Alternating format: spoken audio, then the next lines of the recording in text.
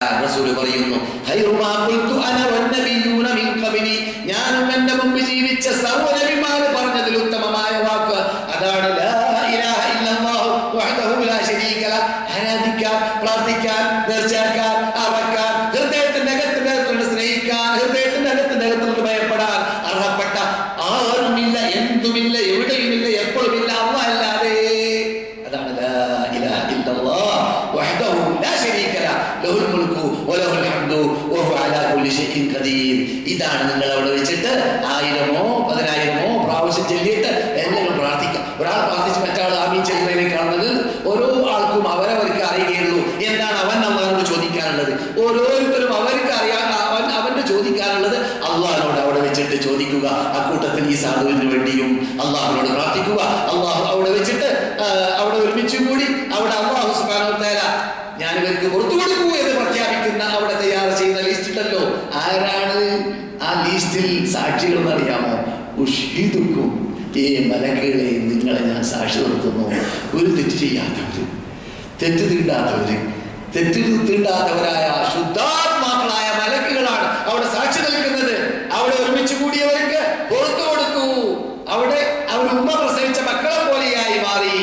മറ്റു ഹദീസുകളുടെ സഹായത്തോടു കൂടി ഇത്തകളിലൂടെയനല്ലെങ്കിൽ, പലിശത്ത് നിന്നവനല്ലെങ്കിൽ, പലിശയിലൂടെയാണ് ഹജ്ജിന് വേണ്ടി വന്നവനല്ലെങ്കിൽ, അല്ലാഹു സുബ്ഹാനഹു വ തആല ആവശ്യപ്പെട്ട രൂപത്തിൽ ഹജ്ജിന് വേണ്ടി വന്നവനല്ലെങ്കിൽ, ഹജ്ജിൽ ശിർക്ക് ചെയ്തവനല്ലെങ്കിൽ, മുമ്പ് ചെയ്ത ശിർക്കിൽ നിന്നിട്ട് തൗബ ചെയ്തിട്ടില്ലെങ്കിൽ, അങ്ങനെ നിബന്ധനകളൊക്കെ ഒത്താലേ ആ ലിസ്റ്റിൽ പേര് ഉൾക്കൊള്ളുകയുള്ളൂ. ഇല്ലെങ്കിൽ അറഫയിലേക്ക് കടന്നത് മുഹമ്മദ് ആണെങ്കിൽ പുറത്തു വരുന്നത് മുഹമ്മദാണ്, മുഹമ്മദ് ഹാജിയാവൂല. പക്ഷേ മഹാഭാഗ്യം ആ കടക്കുന്നവർക്ക്, അവിടെ ചെല്ലുന്നവർക്ക് അള്ളാഹുവിന്റെ ശൈലിയാണ്. അള്ളാഹു പറയുന്നു അറഫയിൽ നിന്നിട്ട് നിങ്ങൾ ഒലിച്ചു കഴിഞ്ഞാൽ അസ്തമാനത്തോടു കൂടി അള്ളാഹുവിന്റെ ദൂതർ അവിടെ നിന്ന് അൽ ഖസ്വ എന്ന അവരുടെ ഒട്ടകവുമായിട്ട് പുറത്തു വന്നു. അപ്പോൾ നബിയുടെ കാലഘട്ടത്തിൽ അന്ന് 1,00,000-ഓളം പേര് ഹജ്ജ് ചെയ്യുക എന്ന് പറഞ്ഞാൽ ഇന്നത്തെ സൗകര്യങ്ങളൊന്നും അന്നില്ലാത്തത് കൊണ്ട് അത് നല്ല ജനാവലി ആയിരിക്കാം, പറഞ്ഞറിയിക്കേണ്ടതില്ല. ഞാൻ 40 കൊല്ലം മുമ്പാണ് ഏകദേശം സൗദി അറേബ്യയിലേക്ക് കടന്നു വന്നത്. ആ കാലഘട്ടത്തിൽ വരേക്കും ജംറത്തുൽ അഖബ എന്ന കല്ലെറിയാൻ വേണ്ടി നിങ്ങൾ രാവിലെ പോകുന്നതായ ആ കല്ലെറിയുന്ന ജംറയുടെ പരിസരത്തുള്ളതായ ആ വീടുകളിൽ നിന്ന് ഒരാൾ കല്ലെറിയാണെങ്കിൽ അതിലേക്ക് എത്തും. അത്ര അടുത്ത് വീടുകളുണ്ടായ കാലം എൻ്റെ ഓർമ്മയിലുണ്ട്. പിന്നെ പറയേണ്ടതില്ലല്ലോ റസൂലുള്ളാഹിന്റെ കാലത്തെ കുറിച്ച്. ഇത് ഞാൻ 40 കൊല്ലം മുമ്പത്തെ സ്ഥിതി പറയുകയാണ്. അപ്പോൾ എത്ര പ്രയാസം ഉണ്ടായിരിക്കും 1,00,000-ത്തെ ആ തിരക്കിലും തിക്കിൽ നിന്നിട്ടും കണ്ടുകൊണ്ടു വരുത്താൻ റസൂല് അവരുടെ ശറഫാക്കപ്പെട്ട കൈ കൊണ്ട് പൊക്കി പറയുന്നു അസ്സകീന, അസ്സകീന, പതുക്കെ ശാന്തിയോടെ സമാധാനത്തോടെ തിക്കില്ലാതെ തിരക്കില്ലാതെ നിങ്ങൾ ഇറങ്ങി പുറപ്പെട്ടു വരിക അറഫയിൽ നിന്നിട്ട് എന്ന് നബിയുനാ മുഹമ്മദ് റസൂലുള്ളാഹി സ്വല്ലല്ലാഹു അലൈഹി വസല്ലം പഠിപ്പിക്കും പോലെ തിക്കിലും തിരക്കിലും പെടാതെ നിങ്ങൾ ഹജ്ജ് ചെയ്യാൻ വേണ്ടി പരിശ്രമിക്കണം. അവിടെ മക്കയിലേക്ക് എത്തുമ്പോൾ പറയുന്നു നിങ്ങൾ എന്ത് വേണ്ട, ഹജ്ജർ റസൂൽ ചുംബിക്കണ്ട. എപ്പോൾ തിക്കും തിരക്കും ഉണ്ടെങ്കിൽ മറിച്ച് നിങ്ങൾ കൈ കൊണ്ട് ആംഗ്യം കാട്ടിയാൽ മതി, അല്ലെങ്കിൽ കൈ കൊണ്ട് തൊട്ട് ചുംബിച്ചാൽ മതി. നബി സ്വയം തന്നെ അവർക്ക് കാവൽപടന്മാരെ നിർത്തിക്കൂടെ? നബി ദൂതനല്ലേ, നബി നേതാവല്ലേ, നബി മുസ്ലിം ലോക നേതാവല്ലേ? നബി അതൊന്നും കാട്ടുന്നില്ല. സാധാരണ പോലെ തന്നെ അവിടെ എത്തുമ്പോൾ അവരുടെ കയ്യിലുള്ളതായ മെഹജൻ അഥവാ വടി അങ്ങോട്ട് തട്ടുന്നു. എന്നിട്ട് വടി കൊണ്ട് ഹജർ അസ്വദ് തൊടുന്നു. എന്നിട്ട് വടിയുടെ മല തൊട്ട് പഠിപ്പിക്കുന്നു.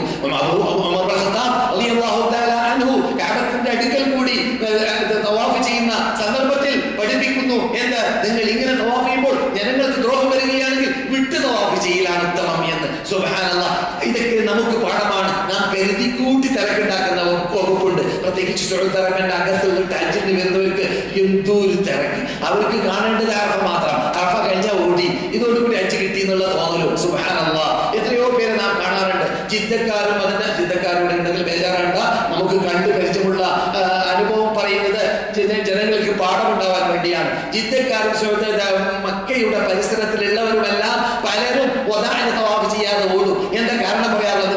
ഭയങ്കര തിരക്കാണ്, ഇപ്പോൾ ഒതാന തവാഫ് വേണ്ട.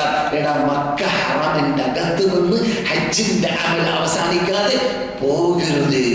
ആക്സിഡന്റിലോ അപകടത്തിലോ പെട്ടിട്ട് സംഭവിക്കാതിരിക്കട്ടെ, പെട്ടിട്ട് അവിടുന്ന് ഹോസ്പിറ്റലിൽ ഹൗസ്ഫുള്ളായി പോയത് കാരണത്താൽ ജിദ്ദ ഹോസ്പിറ്റലിലേക്ക് കൊണ്ടുപോവുക എന്ന ഗതികേട് സംഭവിക്കുകയാണെങ്കിൽ ചെയ്യാമെന്നല്ലാതെ ഹജ്ജിന്റെ അമല് പൂർത്തിയാവാതെ ആരും തന്നെ മക്ക ഹറമിന്റെ അതിർത്തി വിട്ട് പുറത്തു പോകരുത്.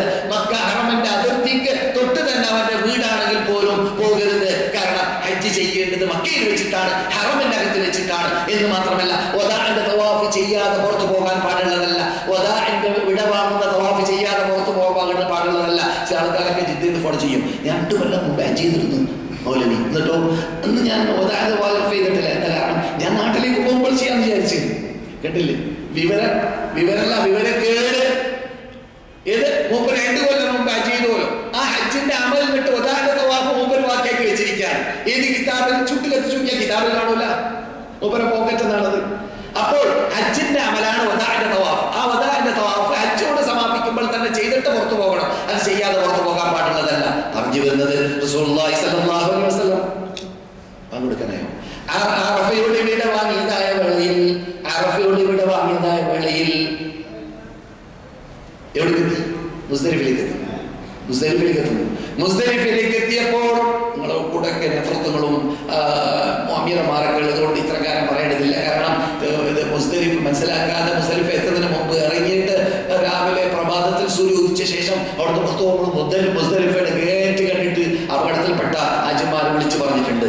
അവരുടെ മുസ്ദലിഫ താമസം പോയി നടത്താം. ഒക്കെ ശ്രദ്ധിക്കണം. അറഫാന്ന് ഗേറ്റിൽ എഴുതി വെച്ചിട്ടുണ്ട്, അതിനകത്ത് കിടക്കുക. മുസ്ദലിഫ എന്ന് എഴുതി വെച്ചിട്ടുണ്ട്, അത് അകത്ത് കിടക്കുക. എവിടെയെങ്കിലും താമസിച്ചാൽ അച്ചാവില്ല. അപ്രകാരം തന്നെ മിനിയെ സംബന്ധിച്ചിടത്തോളം മിനിയിൽ സ്ഥലമില്ലെങ്കിൽ മാത്രം എന്ത് ചെയ്യുക? മിനിയുടെ പുറത്തുള്ള ടെന്റുകളിൽ താമസിച്ചാൽ മതി എന്ന് ആധുനിക പണ്ഡിതന്മാർ ഫത്വ നൽകാൻ കാരണം അത് അവരുടെ ഗവേഷണമാണ്. എന്ത് ഗവേഷണമാണ്? ഒരു പള്ളിയുടെ അകത്ത് പള്ളി ഫുള്ളായി കഴിഞ്ഞാൽ ജമാഅത്തിന്റെ കൂലി കിട്ടും. ആർക്ക്? അതിന്റെ അകത്തുള്ള സഫോട് ടച്ചായി വരുന്ന, ജോയിന്റായി വരുന്നതായ ആ സഫിന്റെ ഉടമകൾക്കെല്ലാം എന്ത് കിട്ടും? ജമാഅത്തിന്റെ കൂലി കിട്ടും എന്ന ആ ഫത്വ അനുസരിച്ചിട്ടാണ് നാം പഠിക്കുന്നത്. എന്ത്? മിനിയുടെ അകത്ത് സ്ഥലമില്ലെങ്കിൽ മിനിയുടെ അകത്തുള്ളതായ ആ ടെന്റോട് യോജിച്ച് വരുന്ന ടെന്റുകൾ അതിന്റെ പുറത്ത് വരികയാണെങ്കിൽ അവിടെ നിന്നാൽ മതി. സ്ഥലമില്ലാത്തത് കൊണ്ടാണ്. അത് അറഫയ്ക്കില്ല. കാരണം അറഫയിൽ എനിക്ക് തോന്നാണ് ഖിയാമത്ത് നാൾ വരെ വരുന്ന ഹാജിമാർ ഒരുമിച്ച് കൂടിയാൽ സ്ഥലം പിന്നെയും ശേഷിക്കുമെന്ന് നിങ്ങൾ കാണാൻ പോകുന്നത് പോലെ അങ്ങനെയുള്ള സ്ഥലത്തെയാണല്ലോ സെലക്ട് ചെയ്തത്. അറഫയിൽ നിന്നിട്ട് നിങ്ങൾ ഒലിച്ചു കഴിഞ്ഞാൽ ഒലികുന്നാണ് അള്ളാഹ് പറഞ്ഞത്. ഞാൻ പറയാം, അറഫയിൽ നിന്നിട്ട് നിങ്ങൾ ഒലിച്ചു കഴിഞ്ഞാൽ അഡ്രസ് പറയാണ്. ആദ്യം അറഫ എന്ന അഡ്രസ് പറഞ്ഞു. അതിനു മുമ്പ് നിങ്ങളോട് മക്ക എന്നും പറഞ്ഞു അഡ്രസ്, കഅബ എന്നും അഡ്രസ് പറഞ്ഞു. അഡ്രസ് അള്ളാഹ് പറഞ്ഞു തരാണ് സ്ഥലം മാറാതിരിക്കാൻ വേണ്ടി. ഹറാമിൽ വെച്ചിട്ട് നിങ്ങൾ അള്ളാഹനെ സ്മരിക്കണം മാജിമാരെ. അതെവിടെയാണ്? മശ്അറുൽ ഹറാം? മുസ്ദലിഫ. എവിടെയാണ്? മുസ്ദലിഫ. ആ സ്ഥലത്തിന് മുഴുവനുമുള്ള പേരെന്താണ്? മശ്അറുൽ ഹറാമിന്റെ വിശദീകരണത്തിൽ മുഫസ്സിറുകൾ എന്നിട്ട് പറയുന്നത് ഒരു വിഭാഗം. അപ്പോൾ മശ്അറുൽ ഹറാമിൽ അള്ളാഹനെ സ്മരിക്കണം. അവിടെ നിർത്തിയില്ല. നിങ്ങളെ റിയാദിൽ നിന്ന്, ദമ്മാമിൽ നിന്ന്, ലോകത്തിന്റെ നാനാതുറകളിൽ നിന്ന്, ജിദ്ദയിൽ നിന്ന്, മുക്കിൽ നിന്ന്, മൂലയിൽ നിന്നിട്ട് അറഫയിലേക്ക് ഹജ്ജ് ചെയ്യാൻ, ഈ മഹാ പദവി നേടിയെടുക്കാൻ, ഈ മഹാപ്രാർത്ഥനയിൽ പങ്കെടുക്കാൻ കൊണ്ടുവന്ന റബ്ബിനെ നിങ്ങൾ ഓർത്തുകൊണ്ടേ ഇരിക്കണം. അവനെ നിങ്ങൾ മറക്കരുത്. അവനാണ് ഈ തൗഫീഖ് നിങ്ങൾക്ക് നൽകിയത്. നിങ്ങളുടെ കഴിവുകൾ കൊണ്ടല്ല. നിങ്ങളെക്കാളും കഴിവുള്ളവർ വേറെ ലോകത്തിലുണ്ട്, അവർക്ക് ഇത് സാധിച്ചിട്ടില്ല. കഴിവുകൾ കൊണ്ടാണെങ്കിൽ അവരെ കാട്ടേണ്ടത്. അപ്പോൾ നിങ്ങളുടെ കഴിവുകൾ കൊണ്ടല്ല, അള്ളാഹുവിന്റെ തൗഫീഖ് കൊണ്ടാണ്. അപ്പോൾ അള്ളാഹുവിന്റെ തൗഫീഖ് കൊണ്ട് നിങ്ങളെ ഈ പുണ്യഭൂമിയിലേക്ക് കൊണ്ടുവന്നു. അറഫയിൽ നിന്നു. അറഫയെ കുറിച്ച് റസൂൽ പറയുന്നു, അൽ ഹജ്ജു അറഫ. ഹജ്ജിന്റെ ഹൃദയഭാഗം അറഫയാണ്. ഹജ്ജ് അറഫയാണ്, അതിന്റെ ഹൃദയഭാഗം എന്നർത്ഥം. അതുകൊണ്ട് അറഫയിൽ ഒരാൾ നിന്നിട്ടില്ലെങ്കിൽ 100 ഒട്ടകം മറത്തു കൊടുത്ത് ഹജ്ജ് കിട്ടൂല. അറഫയിൽ നിന്നതായ നിൽക്കുക എന്ന ആ നൃത്തം ഒരാൾ ചെയ്തിട്ടില്ലെങ്കിൽ അതിന് നിർണയിച്ച ടൈമിൽ നാം പറഞ്ഞ ഉച്ചയോടുകൂടെ ഉച്ച മുതൽ പിറ്റേ ദിവസം സുബഹിന്റെ ഇടയിൽ. പക്ഷേ രാത്രി വന്ന വ്യക്തിക്ക് പ്രശ്നമില്ല, വരാൻ താമസിച്ചു പോവുകയാണെങ്കിൽ. ആദ്യം വന്ന വ്യക്തി രാത്രിയെ ഒരുമിച്ച് കൂട്ടണം. അഥവാ അസ്തമാനത്തോടു കൂടി അല്ലാതെ പുറപ്പെടാൻ പാടുള്ളതല്ല. ഇല്ലെങ്കിൽ ഒരു വാജിബ് ഉപേക്ഷിച്ചതിന് വേണ്ടിയുള്ള ആടർത്ത് കൊടുക്കേണ്ടി വരും. വാജിബാത്തുകളെല്ലാം ഉപേക്ഷിച്ചാൽ അതിന് ആടാണ് ഇറക്കേണ്ടത്. ഒരു വാജിബിന്റെ ഒരാട്. തെറ്റായ കാര്യങ്ങൾ ചെയ്താൽ 1.5 കിലോ ആട്, അല്ലെങ്കിൽ സംയോഗം ഒഴിച്ച് തെറ്റായ കാര്യങ്ങൾ ചെയ്താൽ 1.5 കിലോ ആട്, അല്ലെങ്കിൽ 6 മിസ്കിന്മാർക്ക് ഭക്ഷണം, അല്ലെങ്കിൽ 3 നോമ്പ്. അതൊക്കെ നമ്മൾ പഠിച്ചു കാണും. പറഞ്ഞു വരുന്നത് അല്ലാഹ് ഇവിടെ പറയുന്നു, നിങ്ങൾക്ക് ഈ ഹജ്ജിനുള്ള ചാൻസ് എന്ന റബ്ബിനെ നിങ്ങൾ സ്മരിച്ചു കൊണ്ടേയിരിക്കണം. ഈ അറഫയിൽ വെച്ചിട്ട് മാത്രമല്ല അള്ളാഹ് ഓർക്കേണ്ടത്, ഈ മുസ്ദലിഫയിൽ വെച്ചിട്ട് മാത്രമല്ല അള്ളാഹ് ഓർക്കേണ്ടത്. നിങ്ങളുടെ ജീവിത മാസങ്ങളും എന്നെ മറക്കാൻ പാടില്ല. ഞാനാണ് നിങ്ങൾക്ക് ഈ ചാൻസ് നൽകിയത്. ഈ ചാൻസ് സാധാരണ ചാൻസ് അല്ല, അസാധാരണ ചാൻസ് ആണ്. ഇതിലൂടെ ഒരാൾ മരിക്കുകയാണെങ്കിൽ പോകുന്നത് സ്വർഗത്തിലേക്കാണ്, സ്വീകാര്യമായ ഹജ്ജാണ് ചെയ്യുന്നതെങ്കിൽ അങ്ങനെയുള്ള ഒരു മഹാനേട്ടം ഇസ്ലാമിന്റെ പഞ്ചസ്തംഭങ്ങളിൽ 5ാമത്തെ തൂണ് അത് സ്ഥാപിക്കാനുള്ള ചാൻസ് എന്ന എന്നെ നിങ്ങൾ മറക്കാൻ പാടില്ല എന്നത് അല്ലാഹു ഉണർത്തിയിട്ടുണ്ട് അവിടെ.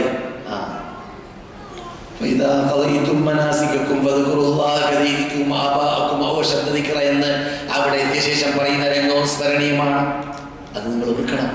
ഇത് നിങ്ങൾ 2-3 ദിവസം മിനയിൽ താമസിക്കുമ്പോൾ അള്ളാഹ് പറയുന്നു, അള്ളാഹ് നിങ്ങൾ ഓർക്കണം, അവിടെ വെച്ചിട്ട് അള്ളാഹനെ സ്മരിക്കണം എന്ന് മാത്രമല്ല, നമ്മെ സംബന്ധിച്ചിടത്തോളം നമ്മുടെ ഒരു ഹിസ്റ്ററി കൂടി അവിടെ ഉണ്ട്. അതെന്താണ്? മക്കയിൽ ആരംഭിച്ച ഇസ്ലാം, മിനയിൽ വെച്ചിട്ട് പ്ലാനിംഗ് പരിപാടി നടന്ന ഇസ്ലാം, മദീനയിൽ വെച്ചിട്ട് അതിന്റെ വിജയ പതാക പറപ്പിക്കപ്പെട്ട ഇസ്ലാം. അത് നിങ്ങൾ പഠിച്ചിട്ടുണ്ടല്ലോ. എവിടുന്ന നമ്മുടെ ഈ ഇവിടെ അന്ത്യവിഷമമുള്ള ഈ പള്ളിയിൽ നമസ്കരിച്ച നമ്മുടെ ദൂതൻ മക്കയിൽ അവിടെ ഭീഷണിക്കപ്പെടുമ്പോൾ, അവിടെ കല്ലേറ് കൊള്ളപ്പെടുമ്പോൾ, അവിടെ വീട് വളയപ്പെടുമ്പോൾ, അവിടെ കൊല്ലാൻ പ്ലാനിടപ്പെടുമ്പോൾ, അവിടെ എല്ലാ നിലക്കും പ്രയാസത്തിലേക്ക് എത്തിയ റസൂലിന് രക്ഷ കിട്ടാൻ വേണ്ടി പ്ലാനിംഗ് പരിപാടി, യോഗങ്ങൾ, സമ്മേളനങ്ങൾ നടന്നത് എവിടുന്നാണ്? മിനയിൽ. എപ്പോഴാണ്? നിങ്ങൾ ഒരുമിച്ച് കൂടുന്ന ദിവസങ്ങളിൽ, ജംറത്തുൽ അഖബയുടെ പരിസരത്തിൽ. അപ്പോൾ അവിടെ ഇരിക്കുമ്പോൾ അതുകൂടി നിങ്ങളുടെ ശ്രദ്ധയിൽ വിട്ട് കിടക്കുമ്പോൾ ഒരു പഠിക്കൽ കൂടി വന്നു, സ്മരിക്കലും പഠിക്കലും കൂടി വന്നു. അവിടെ വെച്ചിട്ടാണ് നമ്മുടെ നേതാക്കൾ ഈ മദീനയാക്കാൻ തീരുമാനിച്ചത്, ഈ മദീനയിലേക്ക് റസൂലിനെ ക്ഷണിച്ചത്, ഈ മദീനയിലേക്ക് റസൂൽ വരാൻ പ്രായപ്പെട്ടത്, ഈ മദീനയാക്കാൻ വേണ്ടി മഹാനായ ഇവിടെ അന്ത്യവിഷമോടുന്ന ഉഹദ് പർവ്വതത്തിന്റെ മുമ്പിൽ അന്ത്യവിഷമോടുന്ന ആരാണത്? മുസ്അബ് ഇബ്നു ഉമൈറിനെ സെലക്ട് ചെയ്യപ്പെട്ടത്. ഇതെല്ലാം ആ മിനയിൽ വെച്ചിട്ടാണ് സംഭവിക്കുന്നത്. അവിടെ അള്ളാഹ് പറയുന്നു, അവിടെ അല്ലാഹുവിനെ നിങ്ങൾ സ്മരിക്കണം. ജനങ്ങൾ പ്രാർത്ഥനയ്ക്ക് ഉത്തരം കിട്ടുന്ന സ്ഥലത്തേക്ക് എത്തുമ്പോൾ പലതും പ്രാർത്ഥിക്കും, ഭൗതിക നേട്ടം മാത്രം പറയും. നിങ്ങൾ ആയിരത്തിൽ പെടരുത്. നിങ്ങൾ ആരായിരിക്കണം?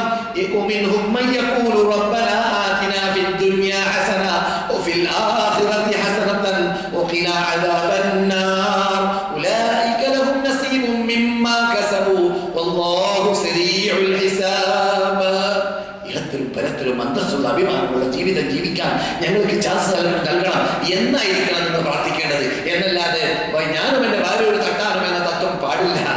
ഞാനും എന്റെ ഭാര്യ, എന്റെ വീട്, എന്റെ കുട്ടികൾ, ഇതല്ല. ഞാൻ, എന്റെ കൂട്ടുകാർ, എന്റെ വീട്ടുകാർ, മുസ്ലിം ലോകം, ഈ ഇസ്ലാം, ഈ തത്വം